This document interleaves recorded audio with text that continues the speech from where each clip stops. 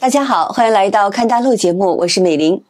中国留学生们的天都塌了，现在入境美国是越来越难了。多次往返美国的中国学生呢，还有几次进小黑屋盘问，稍有不慎呢就会被遣返。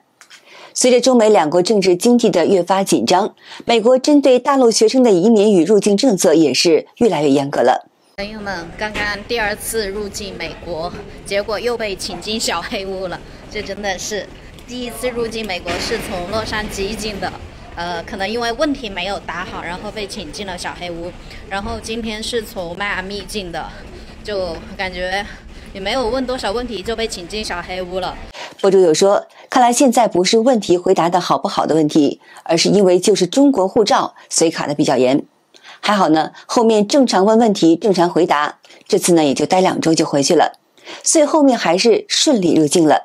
所以大家要准备来美国，还是酒店的预订什么的，都得提前弄好。然后祝大家一切顺利。这是我有史以来被盘问最长的一次，我被带到小黑屋里面盘问了将近1个多小时，因为我几乎是整个小黑屋最后一个出来的。刚才真的是祖宗18代都被问出来了，主要是在我的护照上有一些敏感的国家，我之前去了伊朗还有伊拉克，我有想过被盘问，但是没有想过这次被盘问了这么长时间。还好我有朋友来机场接我，我跟他说我刚才真的是祖宗18代都被问出来了。Welcome to New York， 这次过关经历真的是终身难忘。博主的建议是，遇到这种事情就老老实实的一五一十的交代清楚，就不要有所隐瞒。美国海关最讨厌的就是撒谎的人。他说，据我观察，像我这种情况也不是个例了。当时排队的时候，我大概的观察了一下，其实进小黑屋概率还是挺高的。我不知道大家以前是不是这种情况，你们来的时候是什么情况呢？反正今天我看到的排队过海关的经历，至少有50%的都进小黑屋了。这位男士被盘问了祖宗18代，最后呢，美国的海关人员允许他入境美国。我们只能说他很幸运，因为另外一位留学生不但被遣返了，而且还被美国禁止入境5年。这件事呢，最近是刷爆了大陆的社交媒体与留学圈，而隔壁的家国就更狠了，直接大量取消留学生的签证。现在是9月，很多加拿大大学生都开学了，可是数万的大陆留学生却没有能去报到。你问为啥？因为被拒签了。加拿大今年上半年狂拒掉8.8万留学生，原来不是你不惜的来北美念工塔，是人家压根不想让你来。最新数据2025年上半年入境加拿大留学生人数环比24年同期压缩掉了70%，境外工签人数更加恐怖，直接12.5万人被拒之门外。仅仅半年的时间，加拿大就砍掉了21万临时人口，这25年不得往40万去减。加拿大签证本身就被称作是全球最难拿的签证，现在直接整成了签证中的爱马仕了。美国对中国留学生的审查是越发严格了，加拿大也相当重视这些问题。我们要知道，中国近年来把加拿大俨然当成了中共统战的后花园，在学生联合会和华人社区呢招募特务人员，监控华人的情况，同时呢将中共的秘密警察站安插在北美的各个角落。只能说呀，这次是美加动真格的了。上述被遣返的中国留学生姓顾，那么至于说到的遣返的原因呢，很多分析都认为，美国认为该学生与中国共产党关系十分的密切，因为美国的海关发现他加入了中共领馆以及统战部的管理学生群组。顾某尽管是竭力澄清自己和该群组的联系不多，但是呢，仍然无法打消海关人员的怀疑，于是呢，拒绝他入境。在这里呢，美玲奉劝各位，想要在美国上学呢，就要远离中共以及各个统战组织，不然最后落的是灰头土脸的被遣返，竹篮打水一场空。我也相信呢，各位观众一定对这起典型案件的细节感兴趣。那今天呢，我们就结合美国媒体以及顾某在社会平台的自述，为大家整理这个事件。根据美联社的报道表示呢，顾某是在美国休斯顿机场入境的，就读美国休斯顿大学的硕士。到了美国以后呢，海关对他进行了3轮共10个小时的盘查，并在海关滞留了36小时以后呢，被快速遣返回中国。那么据海关文件披露呢，海关人员在他手机当中发现他进入了好几个中国学生学者联合会的群组。而且呢，根据美国国会的调查报告显示 ，CSSA 是受中共领事馆控制和指挥的组织。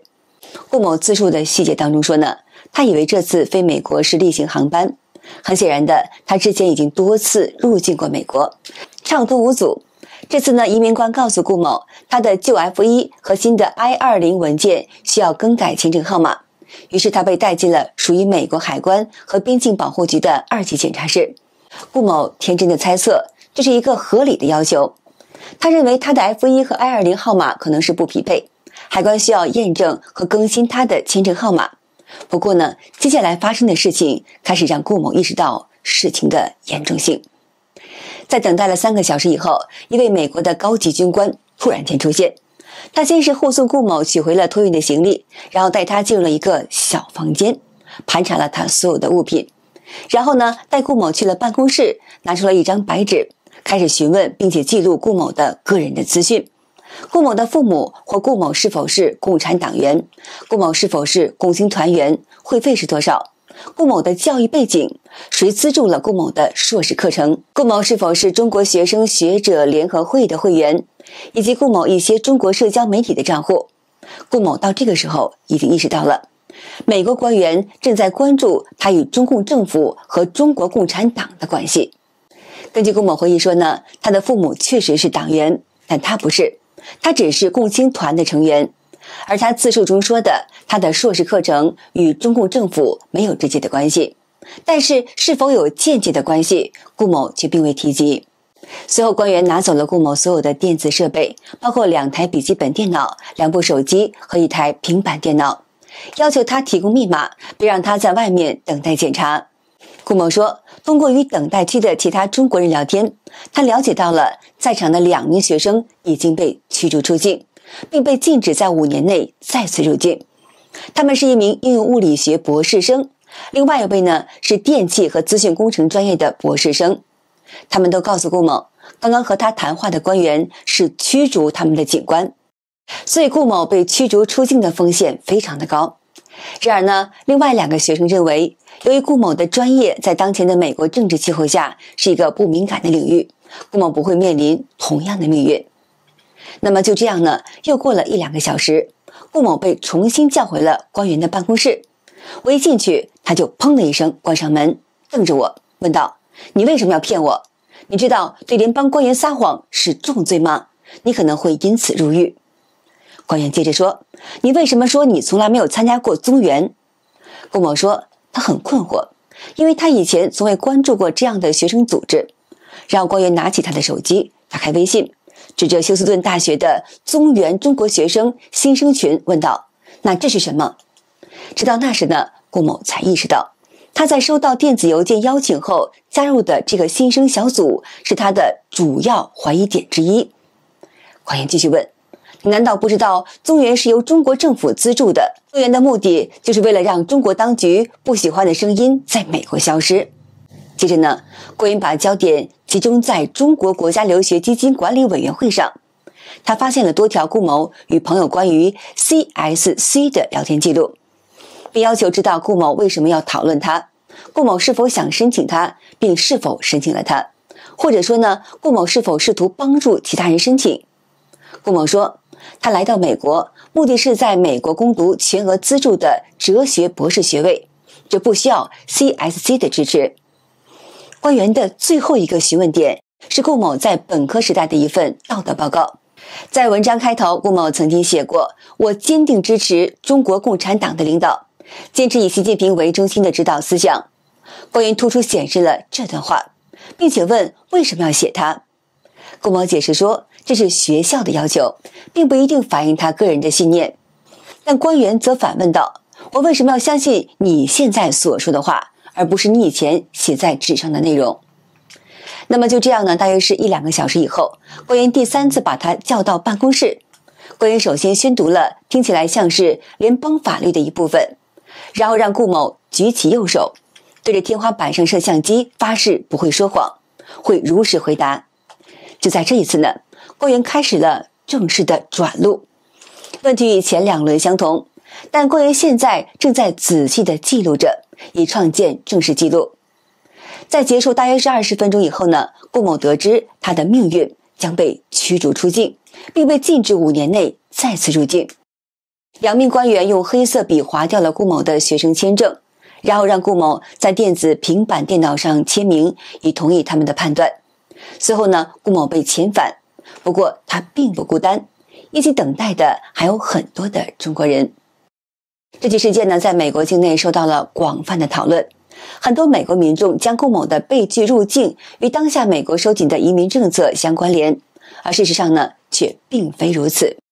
顾某的几个问题都一定程度威胁了美国的国家安全。首先就是他和朋友讨论的 CSC。CSC 是中共教育部下属官方奖学金机构，旨在支持中国学生赴海外深造，同时呢，吸引外国学生赴华交流。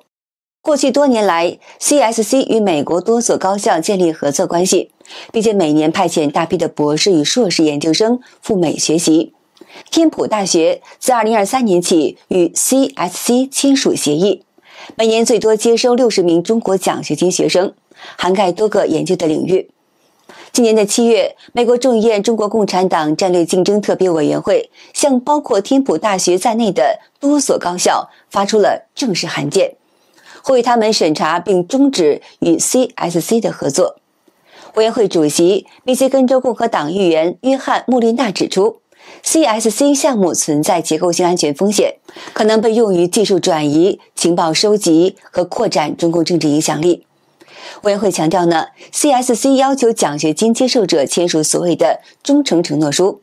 内容也包括承诺在海外遵守中共法律，听从国内单位指挥，并在完成学业以后回国服务。这些条款引发了美国方面的担忧，认为其可能使学生成为中共的影响代理人，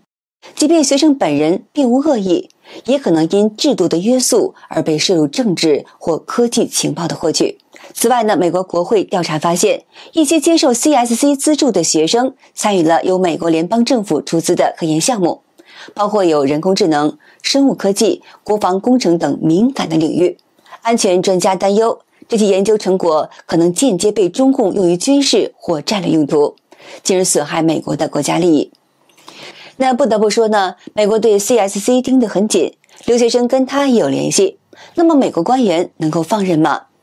我们再来看看官员反复提到的宗源。这个宗源的全称呢，叫做是中国学生学者联合会。该组织早就被美国的国务院认定为一个为了监视中国学生，并且动员他们反对与中国立场不同的观点的组织，由中国共产党统战部统一管理。各个大学的 CSSA 由中共使领馆监督。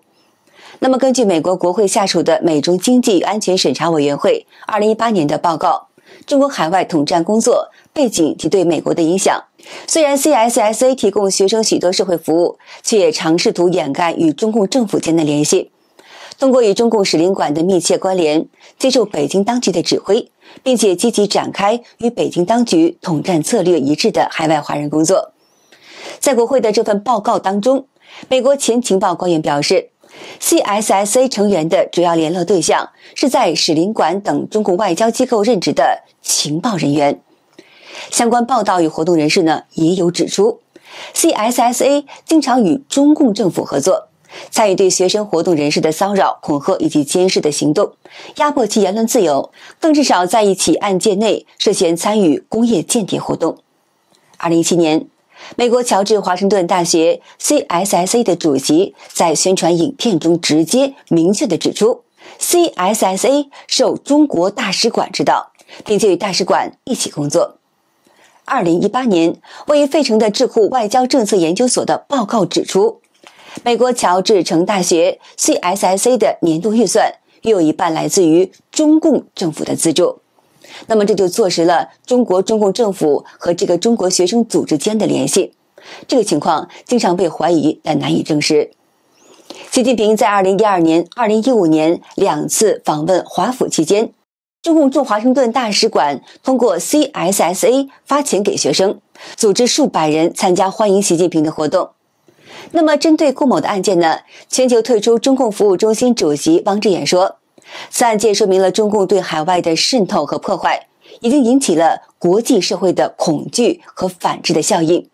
同时呢，也给中国人在海外的生活、学习和工作都造成了严重的影响，已经造成了必须要面对的困境。这名学生还与中国留学生基金会、中国学生学者联合会有关联，而这些组织呢，正是中共大使馆、领事馆的附属组织，让美国不得不怀疑他与中国共产党的关联。汪志远说，要想摆脱困境，必须与中共及其附属组织切割，认清中共，声明退出中共及其一切附属组织，方为上策。好的，今天就和大家聊到这儿了，请您记得点赞、订阅、留言，并且分享给您的朋友们。感谢您的支持，我是美玲，我们下期节目再见。